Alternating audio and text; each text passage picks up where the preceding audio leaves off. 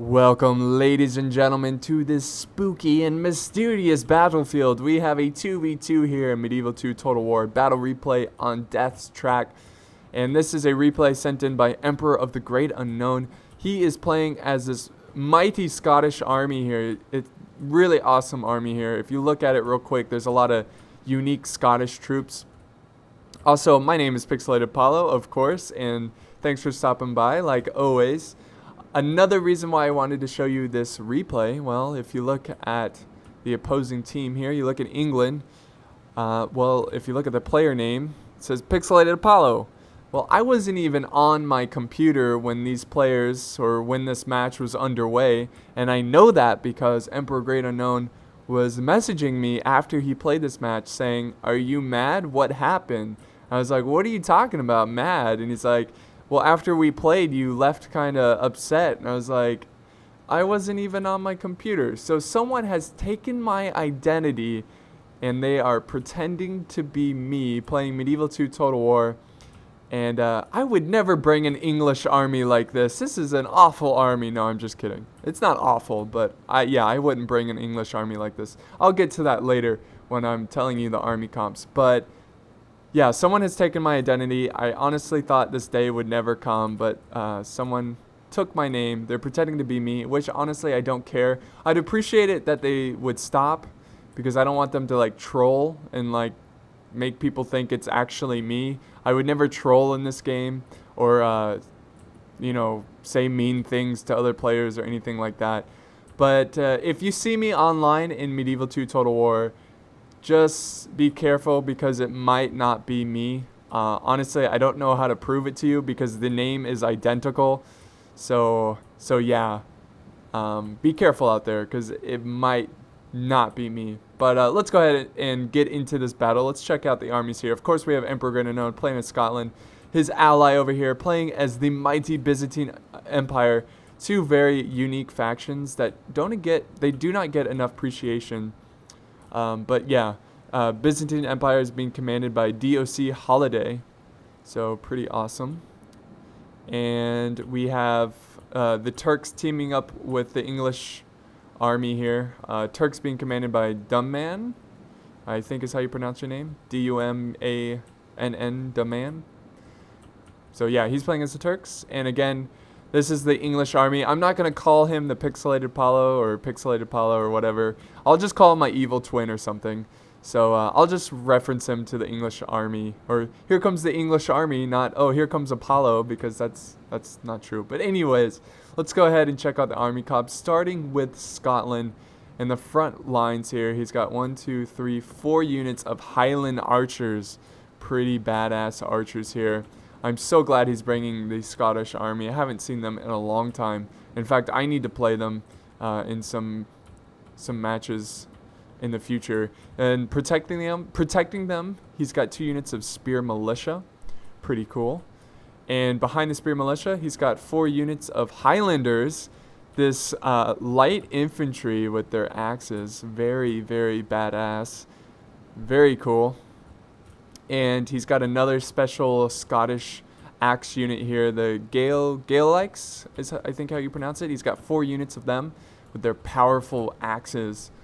And look at them. They are so badass. So let's check out his cav, the Scottish cav here. He's got 4 units of mailed knights. I think that's a great pickup. He's got some border horse too. I haven't seen them on a field battle in a long time too. And of course, he's got his early period general. So that is the Scottish army. Very, very cool army. And looking at his ally, Doc Holiday or DOC Holiday, he's got 4 units of the Trebizond archers. Very good pickup. And for infantry, he brought 6 units. Wait, 1, 2, 3, 4. Actually, 5 units of the dismounted Byzantine lancers, which are they're an okay infantry. The Byzantine, they don't really have solid like a defensive infantry. Now they do have the Varangian Guard, which are fantastic even with the bug. He's got 5 units of the Varangian Guard. I think this is a great pickup. A good charge bonus on these guys and AP attack. So great pickup there. And he has 6 units of the cataphractoi. 6 units. That must have been very expensive, but look at these guys. They're so awesome. So that is the Byzantine Empire right there. So let's go ahead and check out the opposing armies, starting with the Turks here. He's got some Turkomans, I think is how you pronounce it. I don't know. He's got a lot of missile cav. Let's see. He's got 4 units of the Scipius missile cav. And I'm pretty sure the rules were no rules, or maybe no arty. And he's got more cav here. He's got some Armenian cav. Let's see, 4 units of them. And he has a general's bodyguard. Very good unit there. And for infantry, he's got 5 units of spear militia. So it's up to England to put up some good infantry units. And let's go ahead and check out the English army here. He brought 4 units of Sherwood archers, which, by the way, I never bring to a pitched battle. Sometimes I bring them to siege battles, but I would never bring them to a pitched battle. So that's something I wouldn't do with the English army. He also brought some armored sergeants. 1, 2, 3 units of armored sergeants. I never get armored sergeants. Sometimes I bring 1 unit, but that's about it.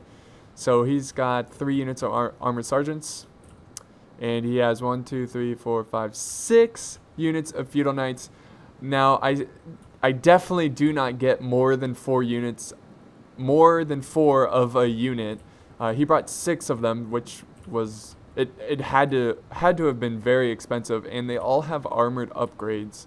So 6 units of feudal knights. Let's go ahead and check out his cav. He's got 3 units of mounted feudal knights, a early period general's bodyguard, and 2 units of mailed knights, which I think is actually a pretty good pickup there. So let's go ahead and play this, so it's not any longer than it has to be.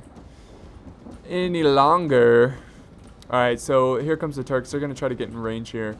I think this is a great move here by Holiday to get in range, or move his cav near the archers and let his archers protect his army and scare off the cav.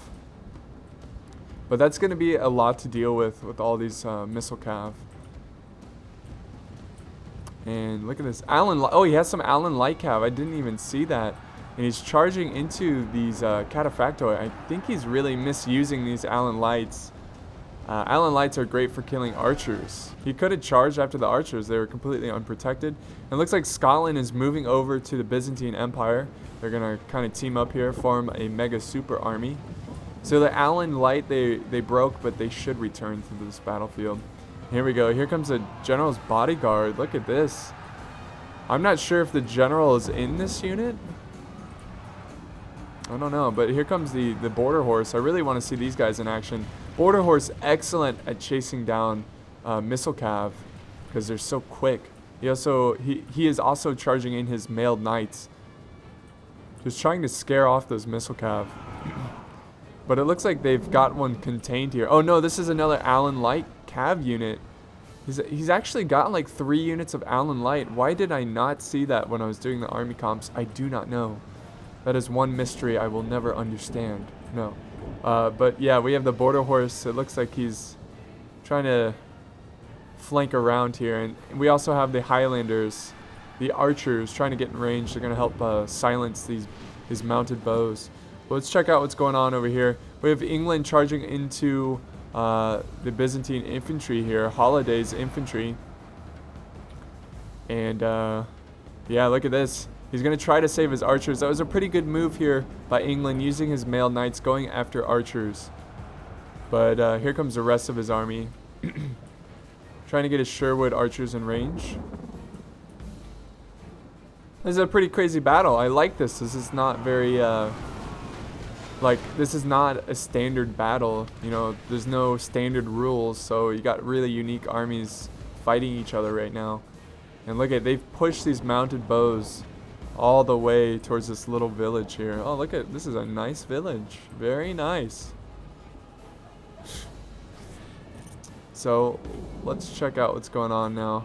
So it looks like they broke the mailed knights. Scotland moved up their spear militia, and I'm really glad that there's England versus Scotland. It's actually 2 rivalries here. We've got the Byzantine versus the Turks, and Scotland versus England. Who will win We do not know.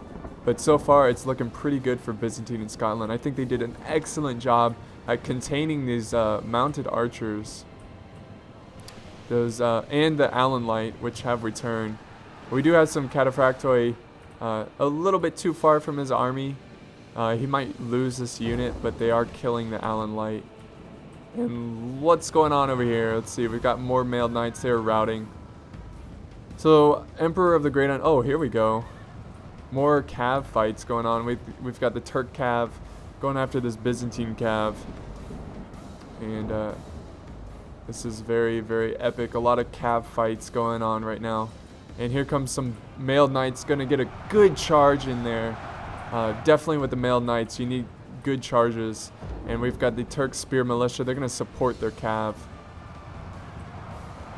And Scotland, Emperor of the Great Unknown, sees these spears charging after his cav, so he gets out of there. And look at the Byzantine Empire. He's moving his infantry to face England. And where are the Scots? Here they are. Here they come. Here comes those heavy infantry. Those axes. And oh yeah. For freedom. Freedom. Yeah, what I'm referencing there is Braveheart, which is a pretty good movie. Of course, it's Hollywood, and it's not the most historically accurate movie. And I've actually heard that, what's his face? William Wallace wasn't that great of a guy. Like, he was very brutal, gave no mercy to his enemies. But look at this before I ramble on here. We have England doing an excellent flank on the Byzantine Empire. And it's fairly close here. He's not really microing very well over here. He's got Cav just standing here. He could easily get some good charges off these Varangian Guard. But look, he misses the opportunity. Instead, he's going after archers. I don't know why. Oh, there he charges into the Varangian Guard. But this Varangian Guard are going to tear up these Cav units. But yeah, what I was saying about Braveheart, the historically inaccurate thing, the Scottish actually didn't have kilts back then, and the English army didn't really have uniforms. But other than that, I think the movie's pretty awesome. There goes the Emperor of the Byzantine Empire. He is slain, and it looks like Scotland sending his cav over to support this flank here, or not support the flank, but help fight off the flank of the English flank. But England doing a very good job with his cav flanking around, and he caused a big rout for the Byzantine boys, the boys in purple. But there's just fighting going on all over the place. We've got some cav, some Turkish cav. Oh, there goes the English general. Very cool, very cool. And oh, we do have some routing by the dismounted feudal knights. They're breaking. It's just too much to handle. Honestly, I felt like the Turks didn't bring enough infantry. And we have some Scottish spear militia keeping these Turks, the spear militia from Turks at bay. And we have the Sherwood archers. Look at this huge chain route, though. This is looking very good for Scotland and Byzantine.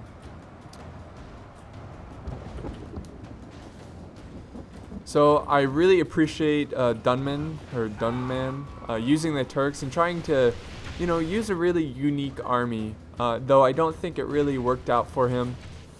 I feel like he should have brought more infantry and some Nafatoons, and he should have stayed really close to his ally. He could have teamed up on the Byzantine Empire, used those Nafatoons, get some good chain routes. But yeah, this battle is pretty much over just like that. All that's really left are some missile cav.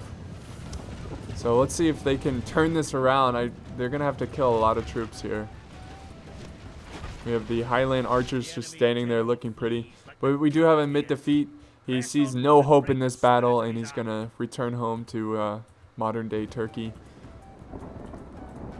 And we still have England scattered around. He's got some Sherwood archers.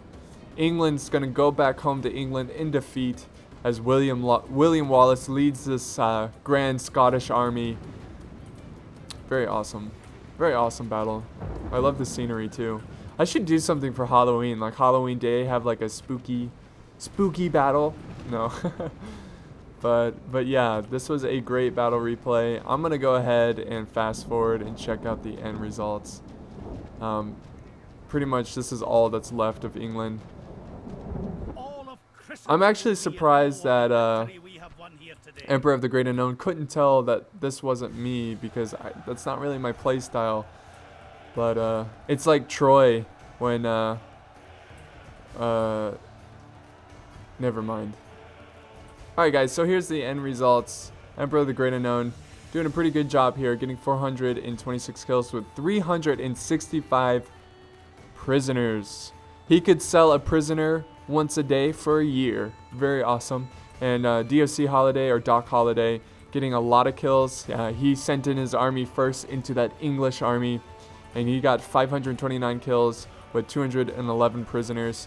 England, again, this is not me, getting 551 kills, not bad. They did pretty good against the Byzantine. They kind of killed each other there, getting 65 prisoners. And the Turks struggling there. Again, I felt like his army wasn't that great. His army composition, he should have brought like maybe Janissary heavy infantry with some Nafatoons. I think that would have been a little bit more successful in this battle.